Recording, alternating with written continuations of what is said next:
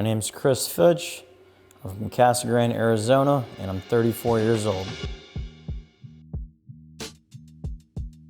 So I was born and raised in Casa Grande, Arizona. Spent the first 17 years of my life there. Moved to Wisconsin for a year. Went off to the Marine Corps after that. Learned how to fly. Got my first private pilot license, a bachelor's degree, and my airframes and power plants mechanics license leaving the Marine Corps. And then I got out, finished off the rest of my ratings, went back into the Army for some time, flew helicopters for a little bit. And then I moved on from that and started flying overseas in Iraq and Afghanistan as a private contractor. And then progressed on, still continued to fly. And then I started to embrace my entrepreneurial side. And that's when I started getting really interested in real estate and business. And currently I invest in land, along with fix and flips and aircraft leases. All right, so the story about meeting Pace is very unique. I went to one of Ken McElroy's events in Dallas, Texas, and Pace was there. And I'm somebody who's never had any social media until I was 34 years old. No Facebook, no Instagram. Didn't have a LinkedIn at the time. Barely got on YouTube, but I still enjoyed attending these seminars. So if somebody told me about it, word of mouth, I'd go, and that's what happened. I ended up going to a Limitless event with Kim McElroy, and Pace was in the lobby, and my business partner and I struck up a conversation with Pace, and we were talking about normal life stuff. He was talking about his wife and kids. Pace never mentioned the fact that he was some giant famous YouTuber. And then this girl walks up to him and she's like, "Oh my God, you're Pace Morby." And my business partner looked at him like, "Who the hell are you?" And he's like, "Oh dude, you really didn't know who I was?" We're like, "No, man. Answer the question, like, who are you?" And he's like, "Here, look, check this out." And then he shows us his YouTube followings, his Instagram stuff, and it's like, dude, you're a pretty big deal. And then that's how I met Pace. I got his number. I was texting him because I knew he was interested in aviation, and I'm like, "Pace, man, when are you gonna finish up your pilot's license?" And I kept following up for a few months, and then I ended up with this airplane that was off a lease. And I was like, hey, I read Pace's book, Wealth Without Cash, and it says it in there a bunch of times that he was interested in getting his own airplane so he could fly out to Flagstaff with him and his family and fly out to Montana and just have the freedom of flight. So I shot him a text and I was like, hey, Pace, why don't we do a creative deal with this aircraft? Why don't you buy this airplane from me on Creative Finance so we can show the world that this actually works with any transaction behind the scenes? And that's what we ended up doing. We did a sub-2 deal on an airplane that I owned, and I was telling Pace how I'm doing these sub-2 deals with airplanes myself, and that's what gave me the idea, is everything Pace teaches. I'm a big fan of, because creative financing can be applied to literally any transaction, and we've proved it time and time again. I mean, even the airplane paint job that I did for Pace's airplane was on creative terms. So creative terms means I'm the bank. So I fronted the labor and the equipment, and I'm getting a deal out of it. So I essentially financed, just like a bank would, an aircraft paint job, a service or a good, and a product, my product being the airplane, for Pace. I seen the parallels between what Pace was teaching in real estate and what I was doing with my airplane deals. So anything you do with real estate, you can do with an airplane, and that goes all the way down to an airplane essentially going through a foreclosure. If you finance an airplane through the bank and you're not making your note, we call it closing, they'll close on you. They'll take the collateral back. So I've been able to find airplanes in that manner. I've been able to find tax liens on airplanes. I've been able to go out and fly for dollars, just like you guys go out and drive for dollars. I fly to municipal airports and I identify aircraft that I know haven't been moved in quite some time based off of the condition of the airplane. Like some things I look for is a real dusty windshield, grazed paint, hail damage, really low tire pressures, things like that. Like for example, let's say you find an old junker car in your grandpa's backyard. Well, you know that it hasn't moved in 5-10 years. I look for the same exact things with airplanes, and those are pain points. They're immediate pain points. And that's just one example with the distressed aircraft maintenance-wise. There's multiple areas of distress with an airplane transaction. You're behind on taxes, you're not meeting the note, somebody dies in the family. That not all distress means the airplane's in bad shape. So if, let's say you're new to flipping airplanes and you want to go out and get a distressed aircraft, it doesn't necessarily mean you should go out and get one that needs significant repairs. It'd probably be in your best interest to get through a full transaction first and get an airplane that's up and running within its inspection period. So same with real estate. You want to start with single family homes. That's my opinion. You're not going to want to try to get into the jet world. That's like taking on a multifamily deal and you've never done it before. But the transaction process itself is parallel 100% to a real estate deal. I pull title, I go through a title company, I get closing statements, I get insurance on the collateral, I do terms, and my terms depend on my cash flow. I evaluate it the same exact way. Okay, so my business is aircraft leasing and aircraft rehabilitation. So I flip airplanes if the numbers make sense, and if the numbers are even better on my after repair value, I refinance out of it and lease the airplane. So it's a way for me to create an infinite return. And what I mean by infinite return is the asset continues to make me money while I pull all of my cash that I put into the deal back out. So if you ever listen to Kenny McElroy, this is exactly what he does in multifamily, but I do it on a much smaller level with general aviation airplanes. Do I plan to progress into bigger and more lucrative deals? Absolutely, but I want to make sure that I'm operating with no end in sight. So my time horizon for success isn't a 2 to 3 year turnaround time. I'm looking to do this indefinitely. So I know that if I do it long enough, success is a very high likely probability in that regard. Yeah, absolutely. So let's say I identify an aircraft that I have the intentions of leasing and it needs rehabilitation. So I'm looking for an after repair value of, let's say, $150,000. I would go look for an airplane that I can acquire for $50,000 or less.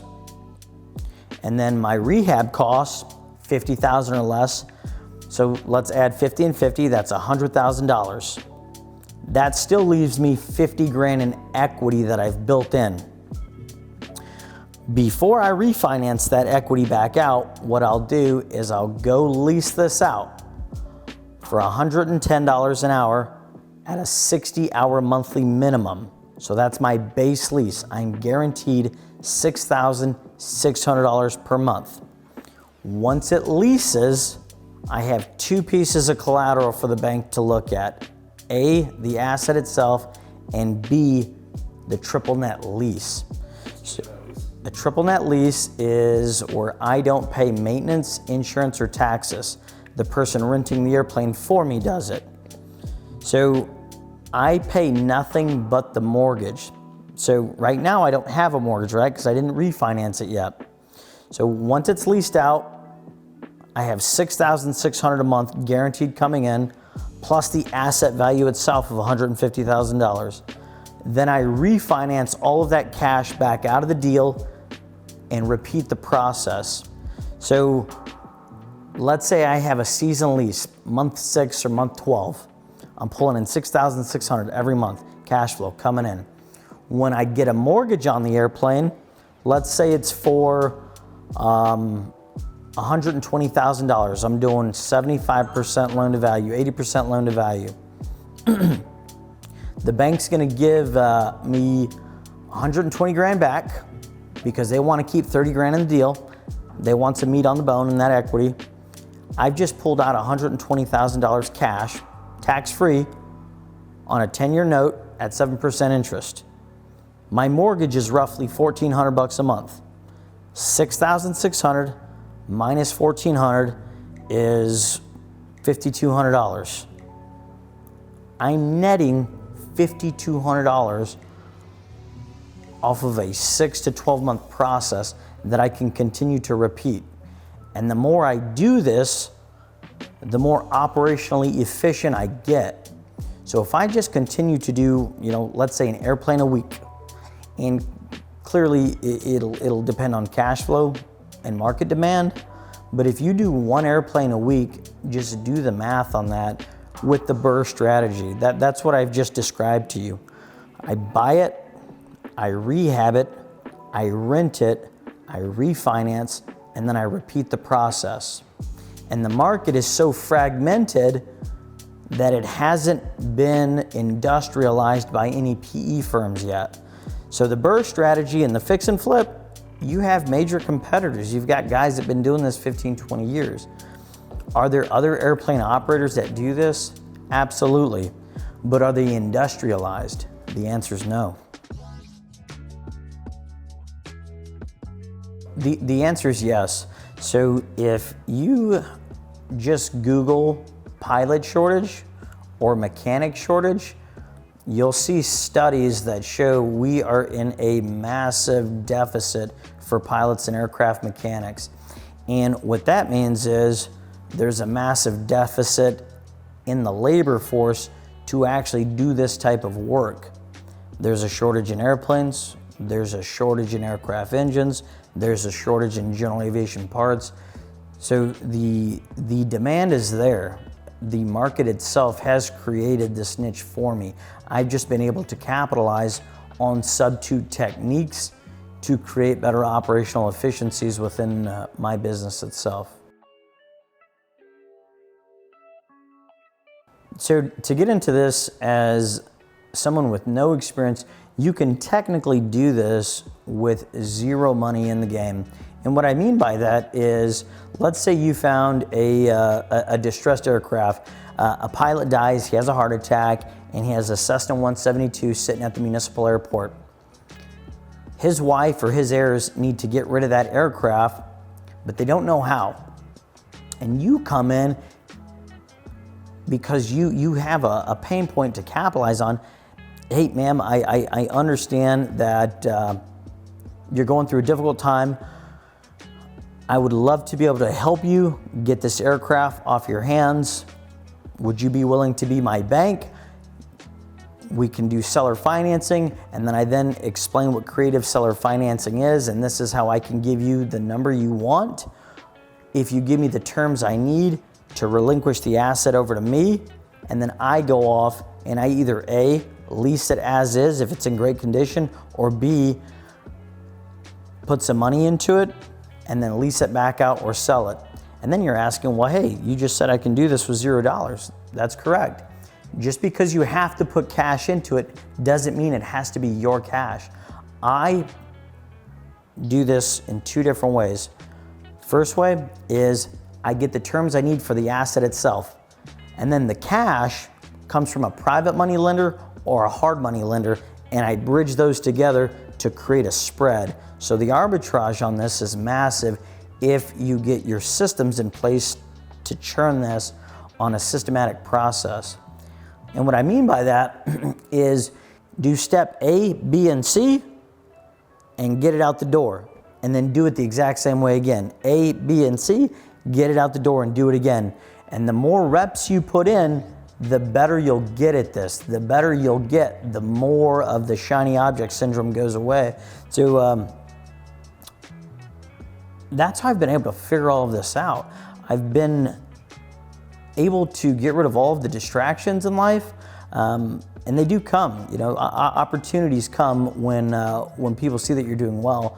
But the reason I'm doing well is because I'm able to say no to everybody else and say yes to my airplane game. You can literally Google your local airport and the nearest one to you, drive to it, and I guarantee you, you can find a distressed airplane at one of these airports that you can pick up. Okay, so the first thing I look at is that it's not under any kind of covering or awning. We call it on the ramp. So that's the first thing. It's out in the sun, it's getting beat up. Number two, flat tires. Flat tires are a big telltale sign that your aircraft is in distress.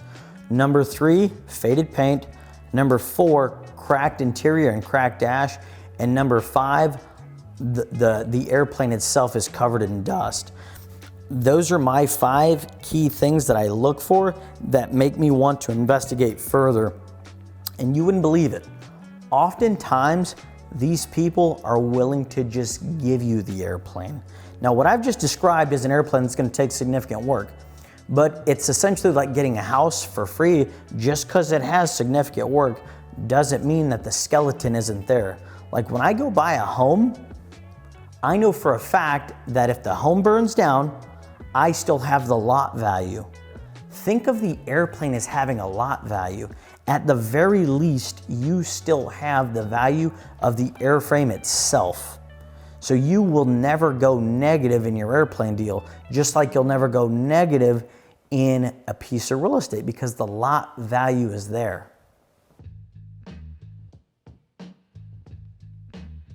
Okay, so my real estate guys, this is where you're gonna love this.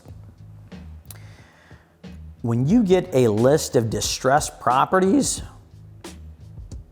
you're able to skip trace the owner and you gotta go through this long, arduous process to actually get in contact with somebody who knows anything about the property, especially if it's a vacant property.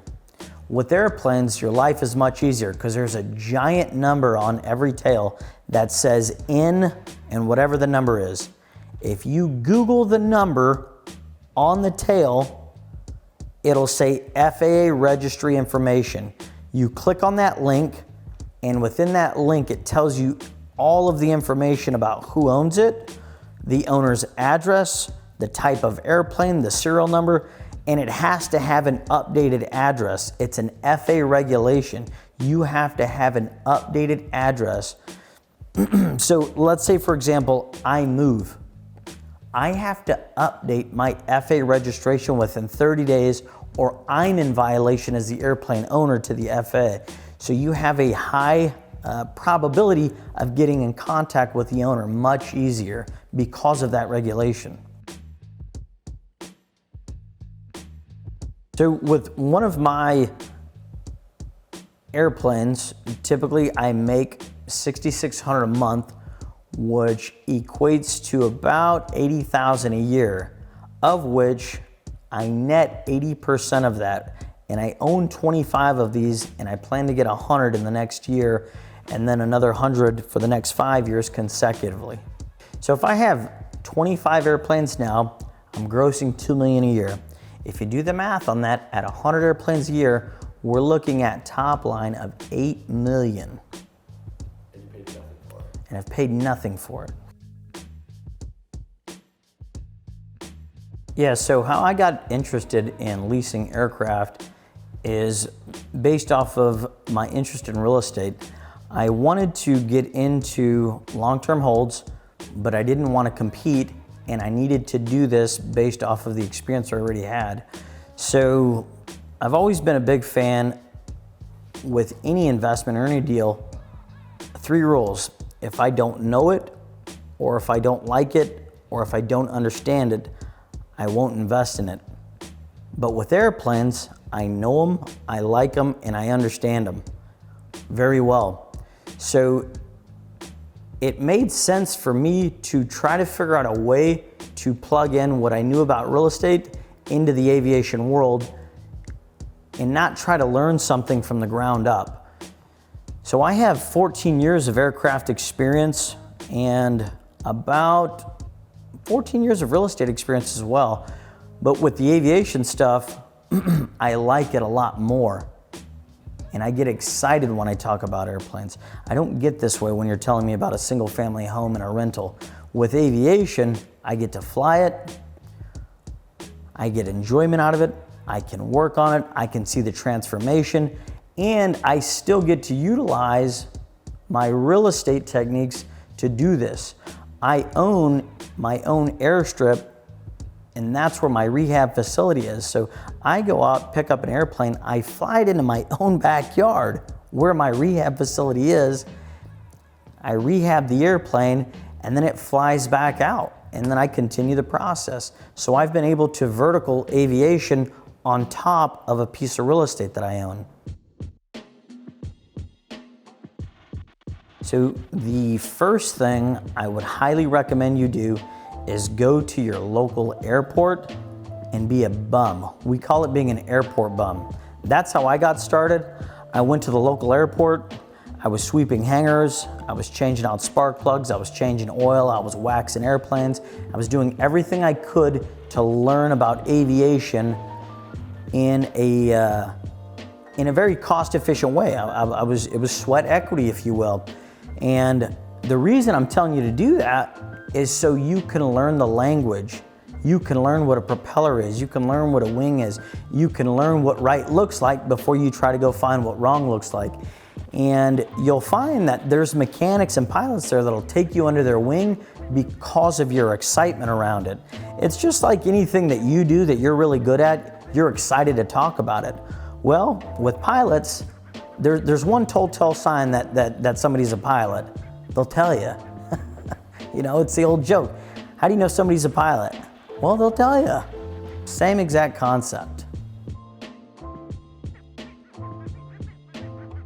So Sub 2 had a substantial effect on my business because I was trying to scale my aircraft business the old school way.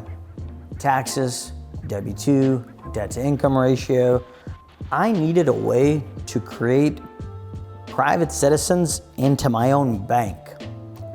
And either A, they get the price they want, or B, I get the terms that I need and we come together to make something work without banks or any red tape or anything to slow us down. In this business, the money's in the churn. How fast can I get another piece of asset and put it to use? If it takes me 2 months to close an airplane deal because I got to use banks every time, it significantly slows things down.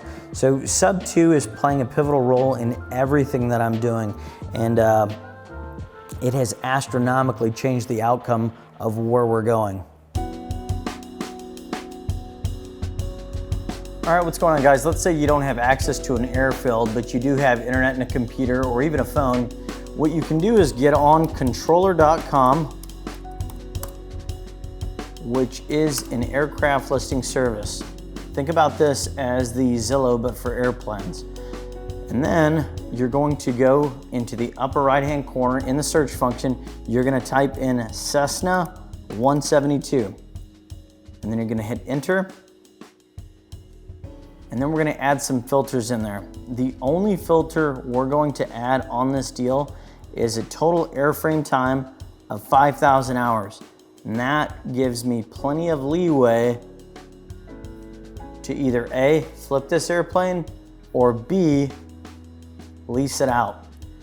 So let's just go down the line. Now, if I was the kid from Zimbabwe, needed a quick $5,000 to $10,000, and I wanted to scour this listing service, I would click on every 172, starting with the one in the upper left-hand corner,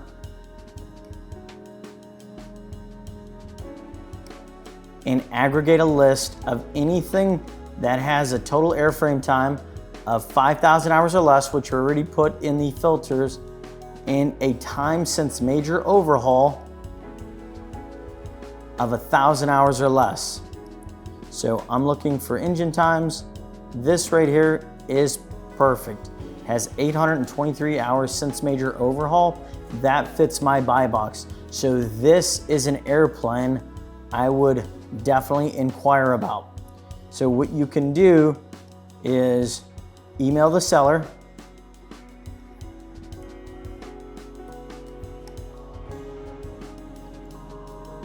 You type in your name. I'll put my name in there. Last name is Fitch.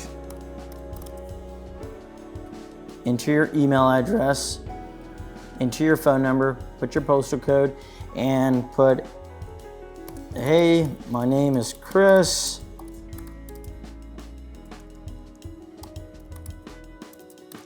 I am interested in your airplane. Please give me a call. And the reason I'm vague is because I want the call and I want to identify pain points. So when you're building this list and you're inquiring via email, try to get them on the phone. When you get them on the phone, you can then just rapid fire your questions and you'll have a script. I'll give you that script on what I ask, and it identifies negotiating points to reduce this price right here. This aircraft as is, I would be able to pay full asking price, but that would leave no room for my bird dog fee. So if I had to pay $135,000, I would be expected to release this out immediately. So what you still need to do is aggregate your list, contact them, get the information, and send it over to me, and I will identify things that will reduce this price significantly if they're even able to reduce it. So let's go find another one. All right.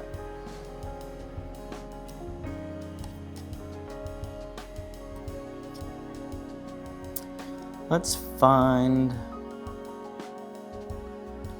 search results by date. We're going to show listings added in the last 90 days. All right. So we're going to go from, let's do only older listings. And this is days on market. So just like a real estate listing, I'm going to only identify aircraft that have been sitting on this listing service for quite some time. So let's go February of last year, so 2024, February 7th to 90 days prior to today. So May, April, March, April, May. We'll call that the 7th. So we're looking from February, anything listed from February of 2024 to March of 2025. The reason I'm doing that is to show aircraft that have been on the market for a while. All right, I've identified some. This is great news. All right. Let's take a look at this one. This one is in Canada. I can tell because it says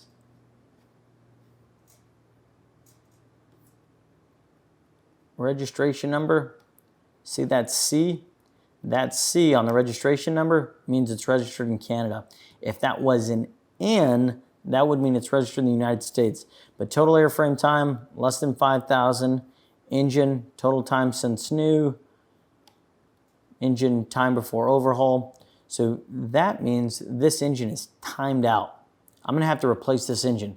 That is massive negotiating power for this right here. I know I'm gonna have to put an entirely new engine in this thing, and it's registered in Canada. That is somebody I would contact. And they give you their phone number. Oftentimes I can text them. I get right to the broker or the seller, and they list the phone number right there. Let's go find another one that has been on the market for a while.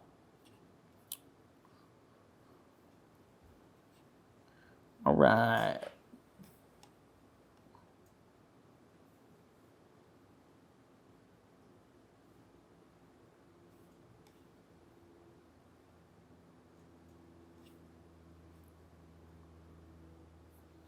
You see all these where it says VH or PP? These are aircraft that are out of the country. That would require significant work on your behalf, so we're going to avoid those. We're only going to stick to Canada registered aircraft and American registered aircraft. Anything that starts with a C or N on that tail number. If you can see where my cursor is, you can tell where your registration number is. Right there starts with an N, right here, starts with an N. That's a US registered airplane. That's something I would look into. Scott McDonald, Aircraft Sales, gives you his number, gives you his WhatsApp. You can video chat him. You can also email him.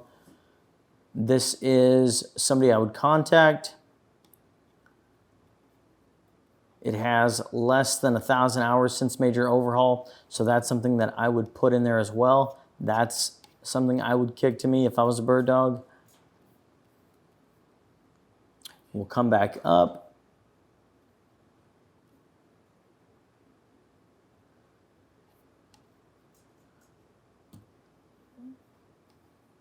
You see where it says RG Cutlass, that means it has retractable gear. That's not something I'm looking for. All right, so as you can see, there's not too many listings that have been on market for a while, so that means things are moving. Let's bump it up to another 3 weeks and hit the search function again. All right.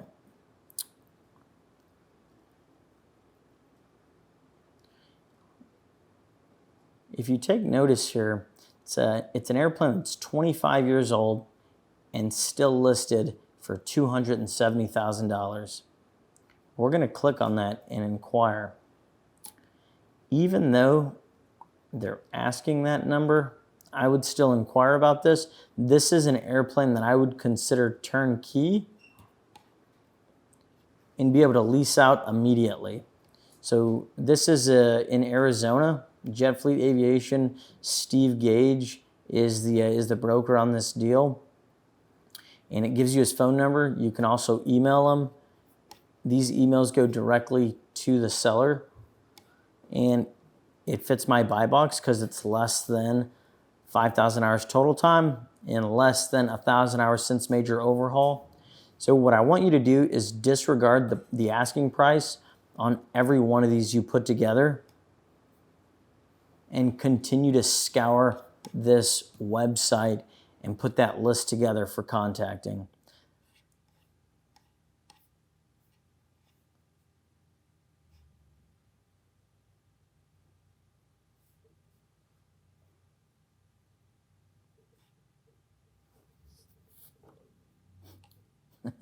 Look, this is a brand new one in China. So you're thinking, how would you get an airplane from China to the United States? Well, what we do is we take the wings off and we put it in a crate and we ship it usually by sea. But the shipping costs alone are astronomical. So it's not feasible to do purchases that have to cross the pond. So that's why I said, hey, if it's not in Canada or the United States, go ahead and just disregard it and don't even add that to your list, because the operating costs to get it over here are astronomical and it eats through all the profits. So there's really no margins by the time you get it over here. Same with Romania.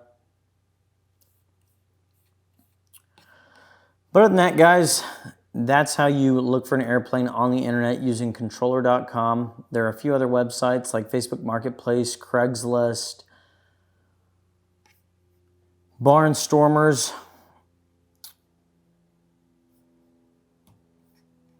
and let's go to Google and see what other listing services there are.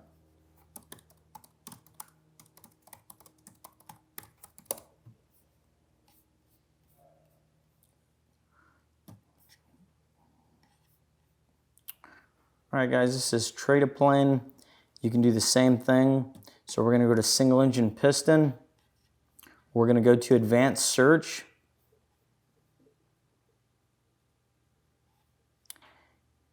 We're going to type in makes. We're going to go to Cessna, models. We're going to do only 172.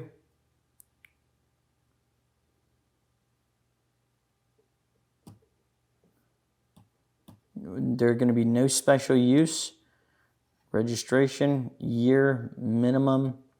We're going to do 1975. And the reason I put 1975 is because I know that it will come with a Lycoming engine and not a Continental engine. The total time is going to be 5,000 hours. The engine overhaul time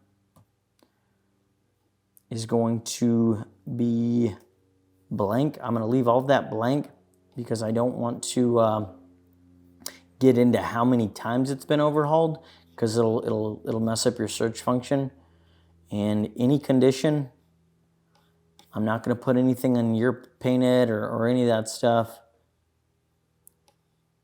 I'm gonna leave all of this blank. And I'm gonna leave this blank as well, and we're gonna hit the search function. And we're going to shop. And it came up with an aircraft being sold by Jim Barrett.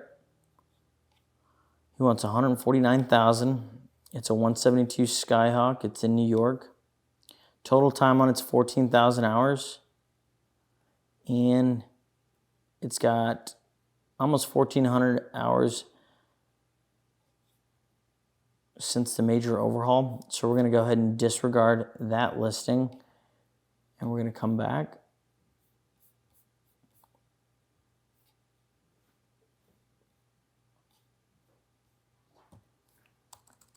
And then we're going to switch the total time.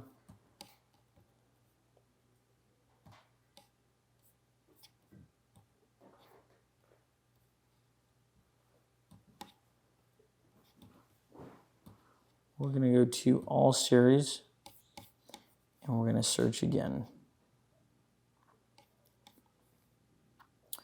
And we get a plethora of listings. So let's click on this aircraft right here.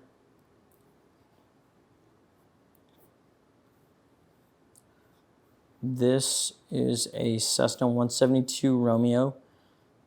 It's got less than 5,000 hours and roughly 1,000 hours since new. So that fits my buy box perfectly. It's got updated avionics. The airframe's good. The interior and the exterior is good. Engine mods and props.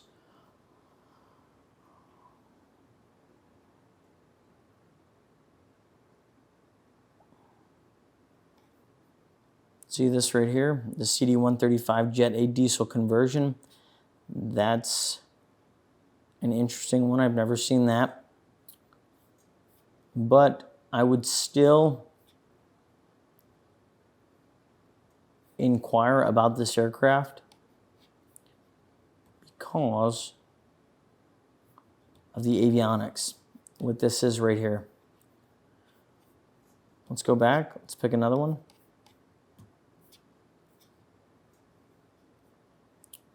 Let's take a look at this SP. This is a beautiful panel. The interior is good. The exterior is great. This is an old Civil Air Patrol. This right here is a great sign. These airplanes that are owned by the Civil Air Patrol are maintained under a standard that's higher than most aircraft operators, so I know that this is in good shape just by where it's coming from. This right here would not concern me. The times on the engine wouldn't concern me because of where it's coming from. This would fit my buy box because I can lease this one back out turnkey. I wouldn't have to do anything to it. So this is one I would put on that list. Now let's find an aircraft that's timed out. And what I mean by that is that there's a lot of time on the engine. Total time is good. Engine time is good. Even though that's a little high on that total time on the airframe, I would still inquire about this aircraft, especially because it's an old Civil Air Patrol airplane. Let's go back. Let's find another one.